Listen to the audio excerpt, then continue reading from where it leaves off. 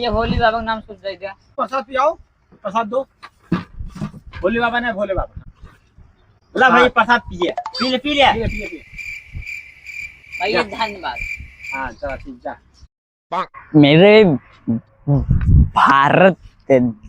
भारत देश की जनता, मैं दिखता हूँ अंबानी में हूँ।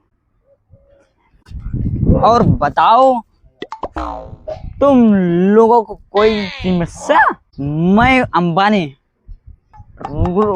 तुम्हारे बच्चों के लिए मैं अभी पैसे मांगता हूँ। पैसे चाहिए ना?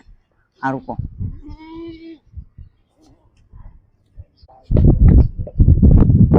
हेलो आप ट्रम्प, मैं अंबानी अंबानी। हाँ मैंने जो तुमको लोन दिया था वो मुझे आज ही चाहिए। आज मेरे यहाँ सारे बच्चे को चाहिए चिज्जी खाने के लिए, चिज्जी। और मेरा होली मनाई जाएगी जिसमें हम लोग भांग पिएंगे। हाँ होली में आई जाएगी। और पैसा अब भी भेजो, अब भी। Good bye.